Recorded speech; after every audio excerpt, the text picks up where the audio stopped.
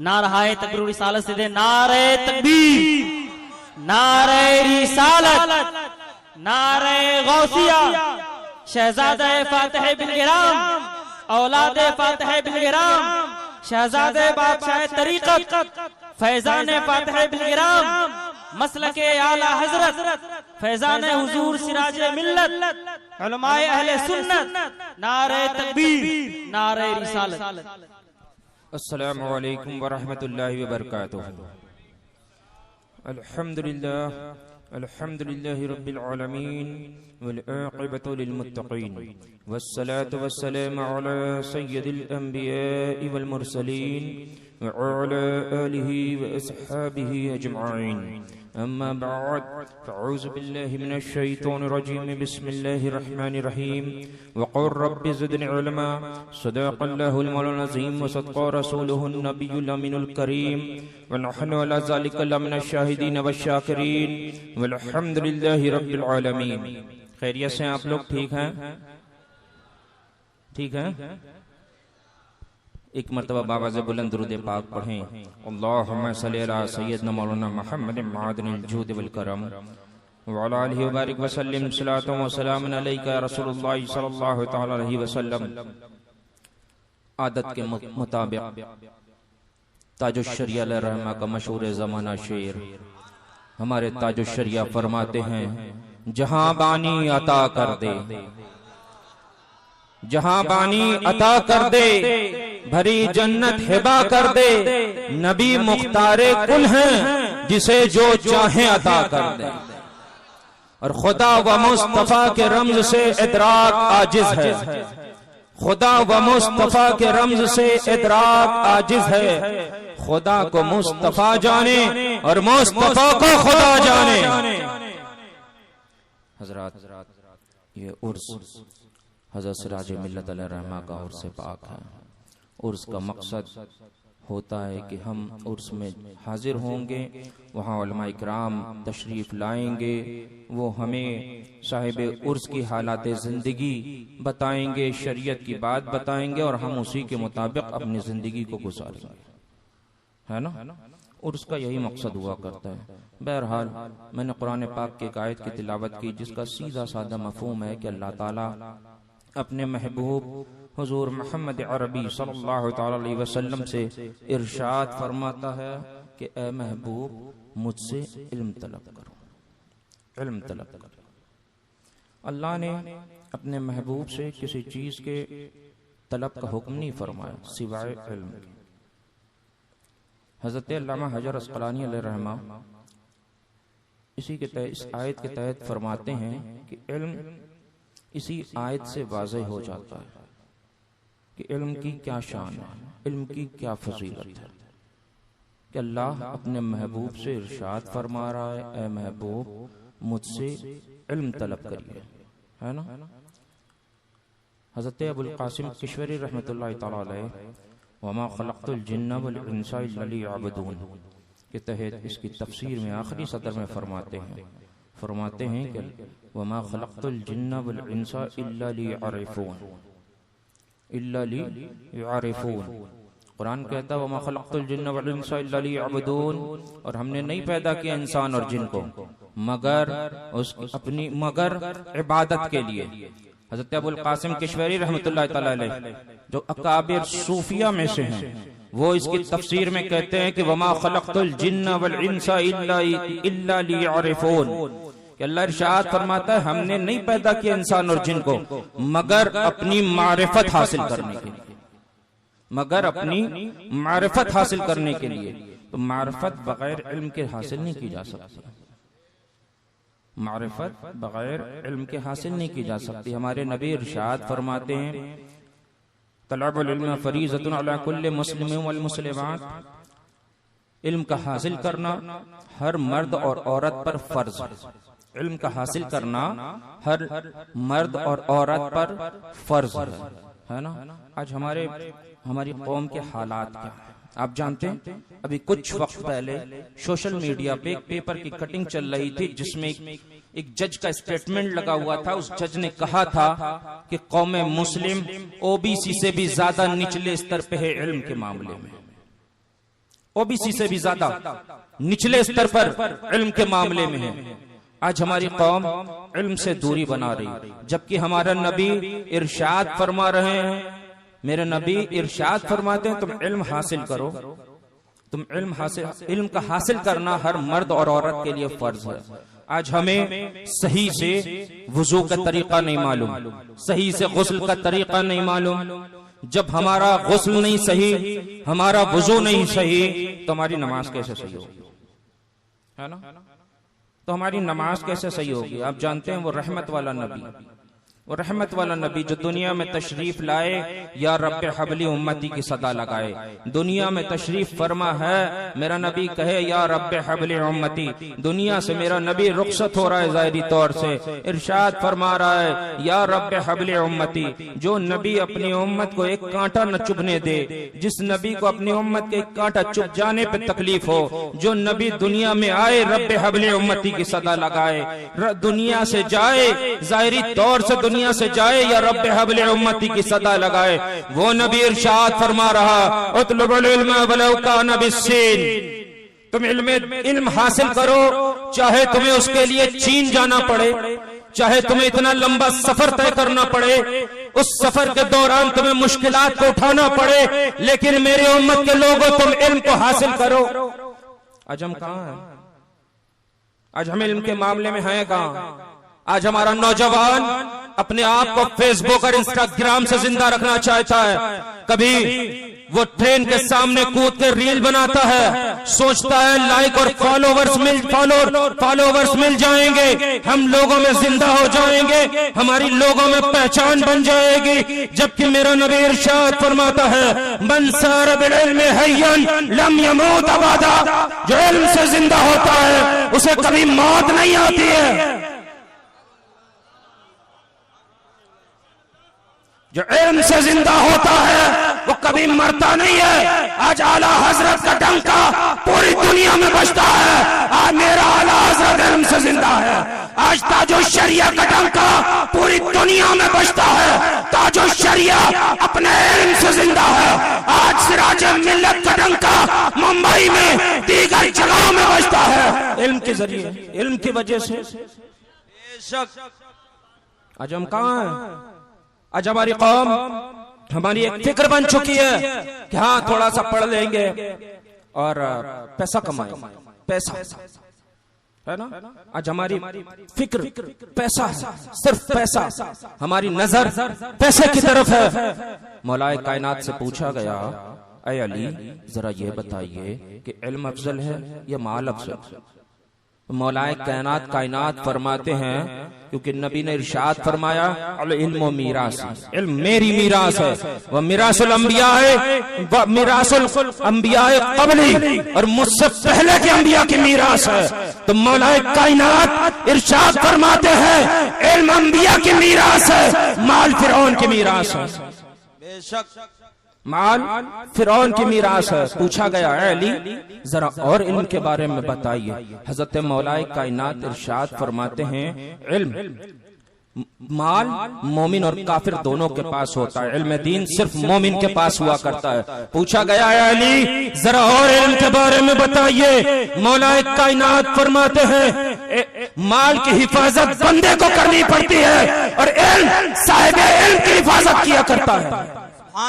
پوچھا گیا ہے علی ذرا علم کے بارے میں اور تو بتائیے، علم اور کیسے افضل ہے؟ مولا کائنات ارشاد فرماتے ہیں کہ مال جب بندہ فوت ہو جاتا ہے، دنیا سے رخصت ہو جاتا ہے، تو مال دنیا میں چھوٹ جاتا ہے، علم اس کے سینے کے ساتھ قبر کے اندر جاتا ہے۔ پوچھا گیا ہے علی اور کیسے علم افضل ہے؟ مولا کائنات فرماتے ہیں کہ جب بندہ پل صراط پہ گزرے گا تو یہ علم اس کو طاقت بخشے گا اور پیسہ اس کی پریشانی کا سبب بن جائے گا، مال اس کی پریشانی کا سبب بن جائے گا، ہے نا۔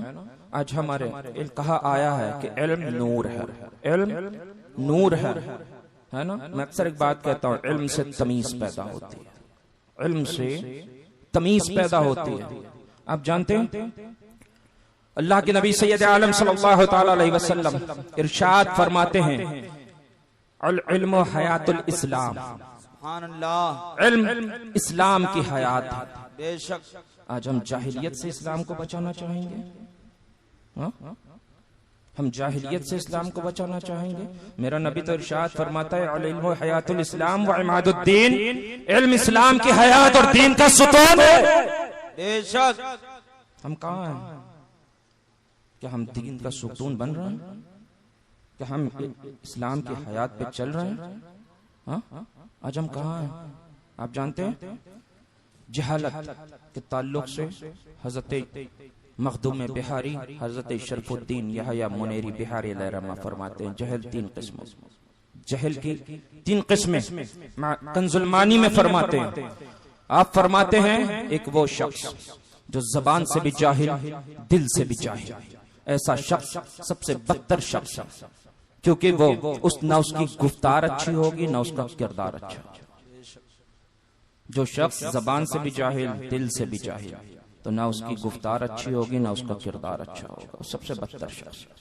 پھر آپ فرماتے ہیں کہ وہ شخص جو زبان سے عالم ہے، دل سے جاہل ہے، آپ فرماتے ہیں اس کی گفتار تو اچھی ہوگی مگر اس کا کردار اچھا نہیں ہوگا۔ اس کی گفتار اچھی ہوگی، کردار اچھا نہیں ہوگا۔ پھر آپ فرماتے ہیں ایک وہ شخص جو دل سے عالم ہے، زبان سے جاہل ہے، تو ایسے شخص اس کی گفتار تو نہیں اچھی ہوگی مگر اس کا کردار اچھا ہوگا۔ پھر آپ فرماتے ہیں ایسا شخص لوگوں کے درمیان تو مردود ہوگا مگر خدا کی بارگاہ میں مقبول ہوگا۔ لیکن آپ ایک قید لگا دیتے ہیں، آپ کہتے ہیں، فرماتے ہیں کہ مگر ایسا شخص مقتدی بننے کے لائق نہیں، مگر ایسا شخص مقتدی بننے کے لائق نہیں، کیونکہ مقتدی بننے کے لیے کردار اور گفتار دونوں کا اچھا ہونا چاہیے، ہے نا؟ مقتدی بننے کے لیے کردار اور گفتار دونوں کا اچھا ہونا شرط ہے۔ آپ جانتے ہیں میرے نبی ارشاد فرماتے ہیں طالب العلم تکفر اللہ لہ برزق، جو علم دین حاصل کرتا ہے اس کا رزق خدائے تعالی اپنے ذمہ کرم پہ لے لیا کرتا ہے۔ سبحان اللہ۔ آج ہم سوچتے ہیں کہ نہیں پڑھیں گے، تھوڑا سا پڑھ لیں گے اور پیسے کمائیں گے، ہے نا؟ آج ہم اپنی تعلیم بھی نہیں پوری کرتے، پیسے کمانے کے چکر، جبکہ میرا نبی ارشاد فرما رہا جو علم دین حاصل کرتا ہے اس کا رزق خدائے تعالیٰ اپنے ذمہ کرم پہ لے لیا کرتا ہے۔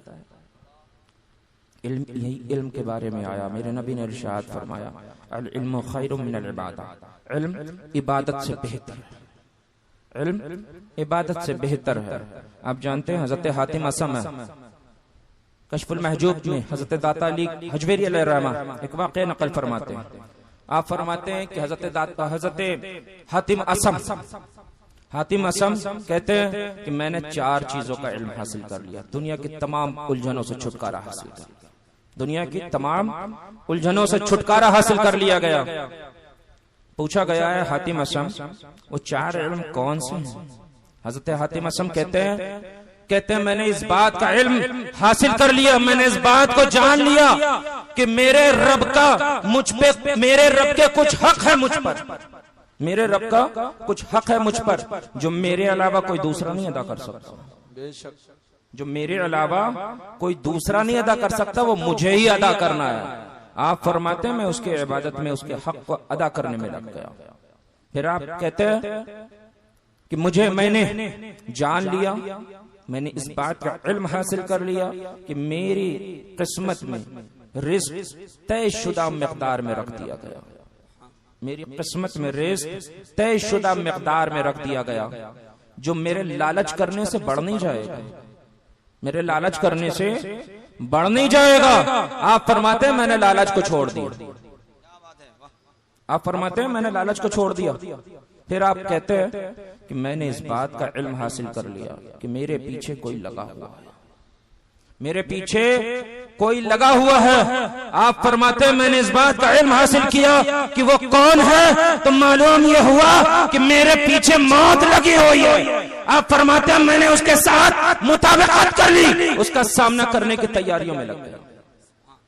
پھر آپ فرماتے ہیں کہ میں نے اس بات کا علم حاصل کر لیا کہ میرا رب مجھے میرے حال کو دیکھ رہا ہے، میرا رب میرے حال کو دیکھ رہا ہے۔ آپ کہتے ہیں کہ میں نے گناہوں سے اپنے ہاتھوں کو پیچھے کھینچ لیا، میں نے گناہوں سے اپنے ہاتھوں کو پیچھے کھینچ لیا. اکثر بزرگوں نے فرمایا فضیلت الانسان بفضیلت العلم، فضیلت الانسان بفضیلت العلم. اگر اس میں ایک جملہ جوڑ دیا جائے تو غلط نہ ہوگا. فضیلت الانسان بفضیلت العلم وادب، انسان کی فضیلت علم اور ادب سے. بے شک ہے نا.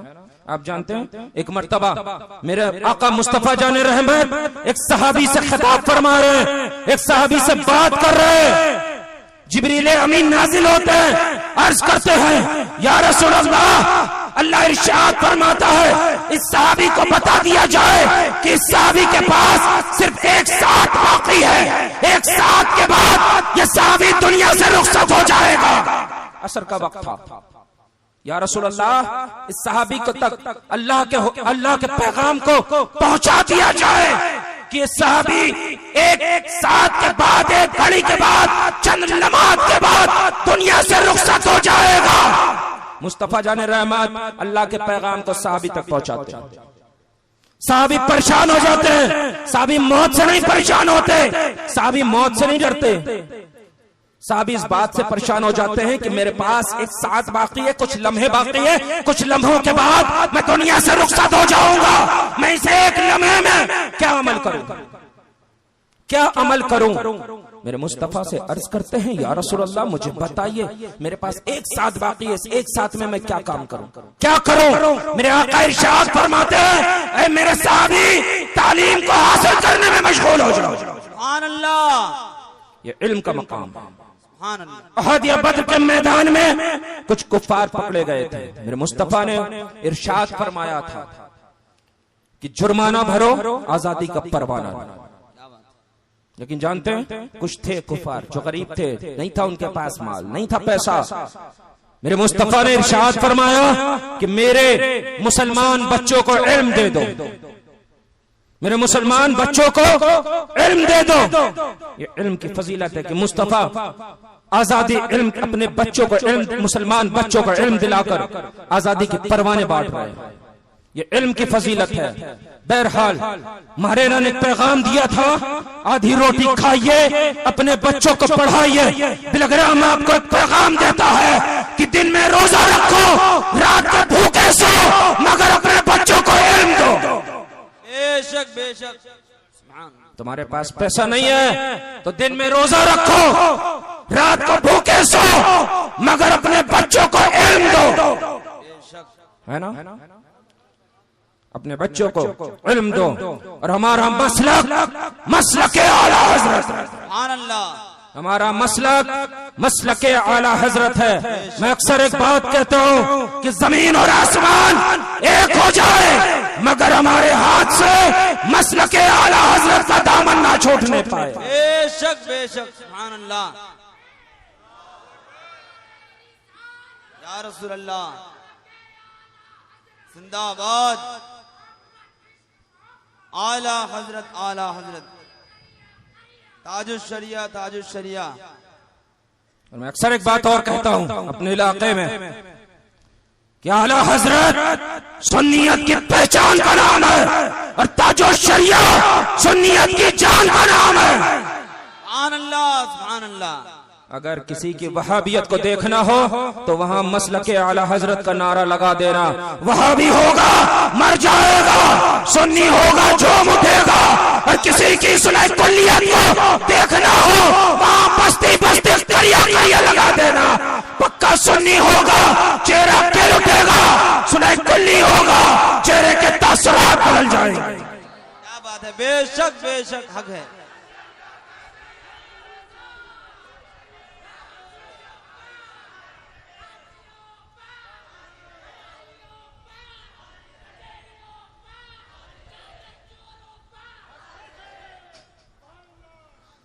ہمارا مسلک اعلیٰ حضرت. اور مسلک اعلیٰ حضرت یہ بھی ہے، مسلک اعلیٰ حضرت یہ بھی ہے کہ بعد الانبیاء افضل البشر بالتحقیق ابو بکر صدیق، بے شک بالترتیب سیدنا فاروق اعظم، بالترتیب سیدنا عثمان غنی، بالترتیب مولا کائنات مشکل کشا شیر خدا علی المرتضی. سبحان اللہ، نعرہ تکبیر، نعرہ رسالت۔ آج کچھ لوگ ہیں جو کہتے ہیں کہ نہیں، پہلا نمبر علی کا پہلا نمبر ہے نا، علی کا پہلا نمبر۔ حضرت نظام الدین اولیاء محبوب الہی علیہ الرحمہ اپنے ملفوظات میں ایک واقعہ نقل فرماتے ہیں، معلوم ہے کیا؟ حضرت محبوب الہی حضرت ابو اللیث سمرقندی سے وہ نقل کرتے ہیں، اور حضرت ابو اللیث سمرقندی حضرت حسن بصری سے نقل کرتے ہیں جو مولائے کائنات کے خلیفہ ہیں۔ فرماتے ہیں کہ ایک دن اللہ کے نبی سید عالم صلی اللہ تعالی علیہ وسلم اپنے صحابہ کے جھرمٹ میں تشریف فرماتے ہیں، جبریل امین نازل ہوتے ہیں، جبریل امین 4 پرلے کالے پر لے کر آتے ہیں، عرض کرتے ہیں یا رسول اللہ، اللہ ارشاد فرماتا ہے کہ یہ جنت کے پر ہیں، ان کو اپنے سر مبارک پہ رکھیں، اور اس کے بعد اپنے جس صحابی کو چاہیے تقسیم کر دی، اپنا خلیفہ چن لیجیے، اپنا خلیفہ چن لیجیے۔ میرے مصطفیٰ جان رحمت ان پروں کو اپنے سر مبارک پہ رکھتے ہیں، اور اس کے بعد اللہ کے نبی سید عالم صلی اللہ تعالی علیہ وسلم سب سے پہلے سیدنا صدیق اکبر کو بلاتے ہیں، اور ایک تر کی کلاه حضرت صدیق اکبر کے سر مبارک پر رکھتے ہیں، اور ارشاد فرماتے ہیں صدیق یہ تمہاری کلاه۔ پھر حضرت فاروق اعظم کو بلاتے ہیں، ایک تر کی کلاه سیدنا فاروق اعظم کے سر پہ رکھتے ہیں، ارشاد فرماتے ہیں اے فاروق یہ تمہاری کلاه ہے۔ حضرت عثمان غنی کو بلاتے ہیں، حضرت عثمان غنی کے سر پہ ایک تر کی کلاه رکھتے ہیں، ارشاد فرماتے ہیں اے عثمان یہ تمہاری کلاه ہے۔ مولا کائنات کو بلاتے ہیں، ایک تر کی کلاه مولا کائنات کے سر پہ رکھتے ہیں، ارشاد فرماتے ہیں علی ہے تمہاری کلاه۔ جس اعتبار سے کلاه رکھتے اسی اعتبار سے خلاف رکھتے۔ آپ جانتے ہیں حضرت مخدوم بہاری، حضرت شرف الدین یحییٰ منیری بہاری سلطان المحققین علیہ الرحمہ اپنی کتاب معدن المانی میں فرماتے ہیں ایک دن مصطفیٰ جان رحمت نماز پڑھ رہے تھے، میرے آقا مصطفیٰ جان رحمت نماز پڑھ رہے تھے۔ آپ فرماتے ہیں کہ حضرت علی آئے اور حضرت علی نے مصطفیٰ کو نماز پڑھتے ہوئے دیکھا، ارشاد فرمایا، عرض کیا یا رسول اللہ یہ آپ کیا کر رہے ہیں؟ نماز میں جواب دینے کا حکم تھا، مصطفیٰ نے میرے مصطفیٰ آقا مصطفیٰ نے ارشاد فرمایا اے علی میں نماز پڑھ رہا ہوں، اس کے ذریعے خدا کی عبادت کی جاتی ہے، اے علی تم بھی آؤ پڑھو۔ حضرت علی نے سوچا کہ میں اپنے والد ابو طالب سے پوچھوں، میں اپنے والد ابو طالب سے اجازت لے لوں۔ حضرت علی 3 قدم چلے، 4تھے قدم پہ رک گئے۔ خیال آیا کہ میرے والد ابو طالب نے تو کہا تھا اے علی جو محمد عربی صلی اللہ تعالی علیہ وسلم کہیں تم وہ کرنا، میرے والد ابو طالب نے تو مجھ سے کہا تھا مجھے محمد عربی صلی اللہ تعالی علیہ وسلم کو دے دیا، اور مجھ سے کہا تھا اے علی جو مصطفیٰ جان رحمت حکم دے تم اس کام کو کرنا، جس بات سے روکیں تم روک جانا۔ تو حضرت مخدوم بہاری فرماتے ہیں کہ جو مولائے کائنات 3 قدم چلے تھے 4تھے قدم پہ رک گئے، یہ بھی ایک وجہ ہے خلافت میں 4تھے نمبر، یہ بھی ایک وجہ ہے خلافت میں 4تھے نمبر کی۔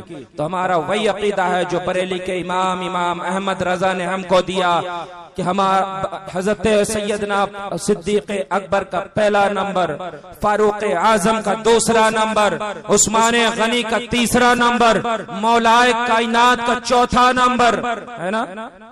ہمارا یہی عقیدہ ہے کہ خلافت میں سب سے پہلے صدیق اکبر، پھر سیدنا فاروق اعظم، پھر سیدنا عثمان غنی، پھر سیدنا مولائے کائنات، اور ہم ہر صحابی سے محبت کریں گے، حضرت امیر معاویہ رضی اللہ تعالیٰ عنہ سے بھی محبت کریں گے، انہیں بھی اپنے سر کا تاج بنائیں گے اور نعرہ حیدری کا نعرہ لگاتے جائیں گے۔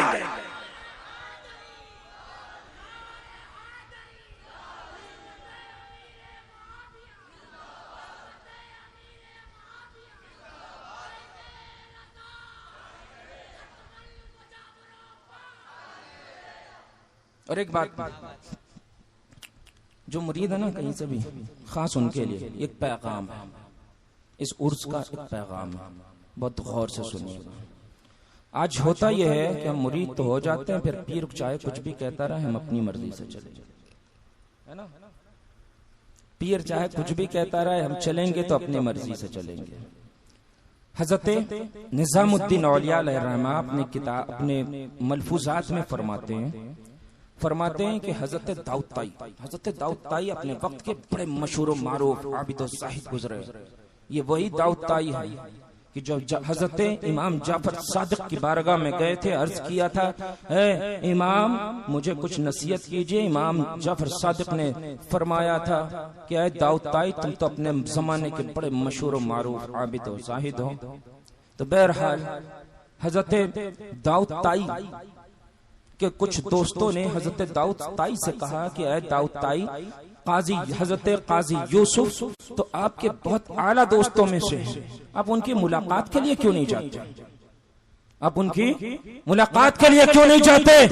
تو جانتے ہو داؤد طائی نے ایک جواب دیا تھا کہ جو اپنے پیر کی بات نہ مانے میں اس سے ملاقات کے لیے کیسے جا سکتا ہوں؟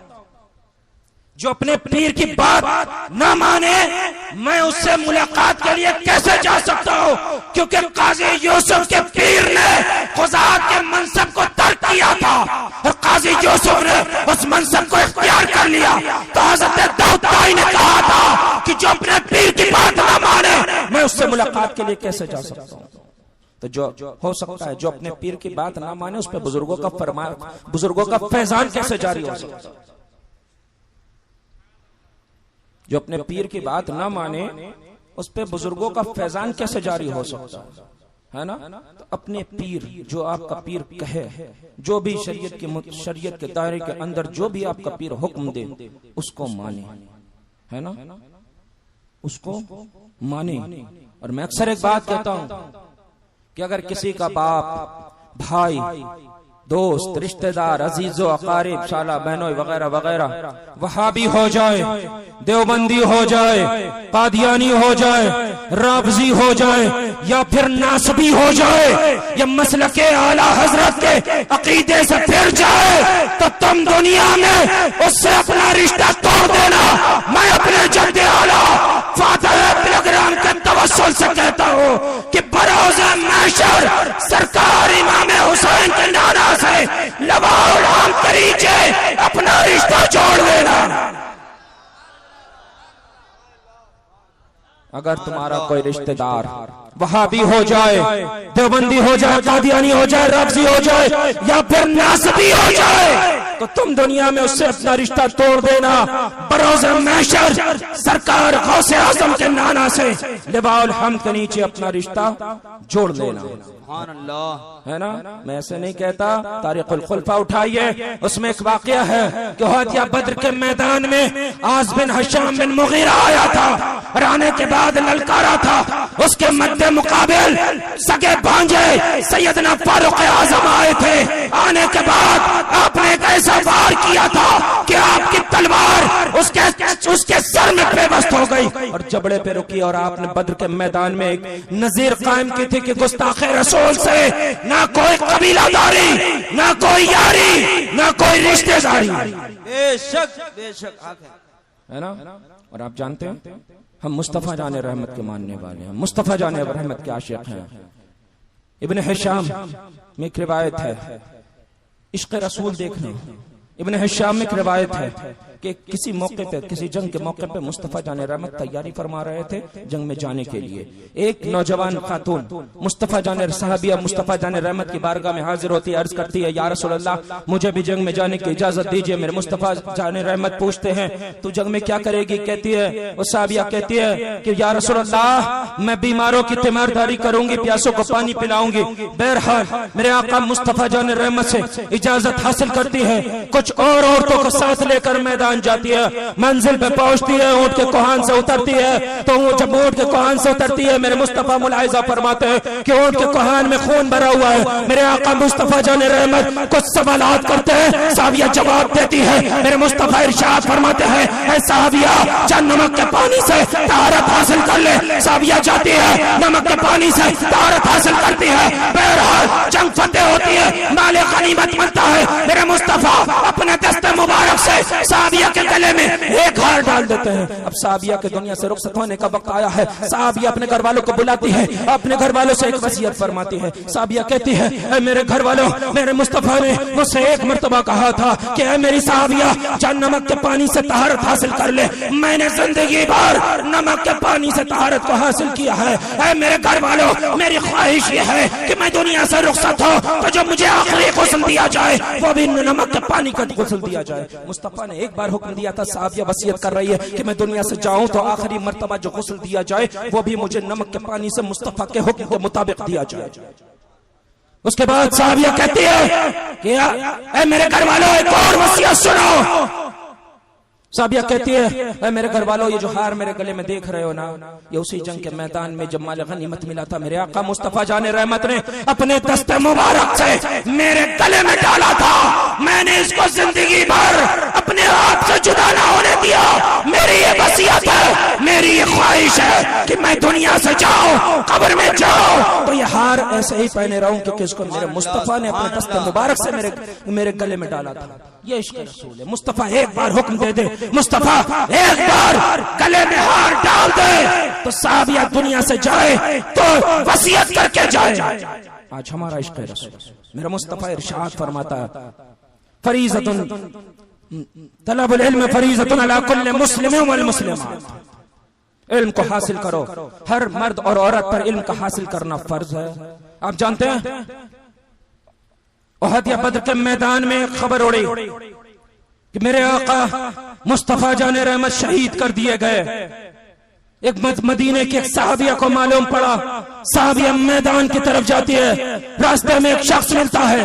صحابیہ سوال کرتی ہے اے شخص ذرا یہ تو بتا میرے مصطفیٰ خیریت سے ہے؟ وہ کہتا ہے اے صحابیہ مجھے مصطفیٰ کے بارے میں نہیں معلوم, اتنا ضرور معلوم ہے تیرا شوہر قتل کر دیا گیا. صحابیہ کہتی ہے شوہر کے بارے میں نہیں پوچھا ہے, مصطفیٰ کے بارے میں پوچھا ہے. صحابیہ آگے بڑھتی ہے, ایک اور شخص ملتا ہے. صحابیہ سوال کرتی ہے اے شخص ذرا یہ تو بتا میرے مصطفیٰ خیریت سے ہے؟ وہ کہتا ہے اے صحابیہ مجھے مصطفیٰ کی خیریت تو نہیں معلوم, اتنا ضرور معلوم ہے تیرا بیٹا قتل کر دیا گیا. صحابیہ کہتی ہے بیٹے کے بارے میں نہیں پوچھا ہے, مصطفیٰ کے بارے میں پوچھا ہے. صحابیہ آگے بڑھتی ہے, ایک اور شخص ملتا ہے. صحابیہ سوال قائم کرتی ہے اے شخص ذرا یہ تو بتا میرے مصطفیٰ خیریت سے ہے؟ وہ شخص کہتا ہے اے صحابیہ مجھے مصطفیٰ کے بارے میں تو نہیں معلوم, اتنا ضرور معلوم ہے تیرا بھائی قتل کر دیا گیا.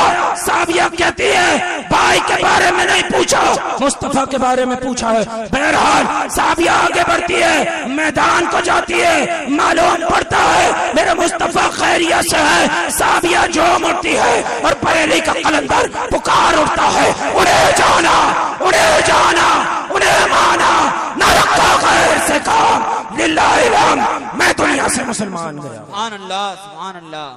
تو بہرحال عشق رسول ہو تو ایسا ہو. اور ہمارا ایک پیغام کہ اگر دن میں بھوکے رہیے, رات میں دن میں روزہ رکھیے, رات میں بھوکے سوئیے, مگر اپنے بچوں کو علم دیجئے. استغفر اللہ ربی من کل ذنب و اتوب الیہ وما علینا الا البلاغ.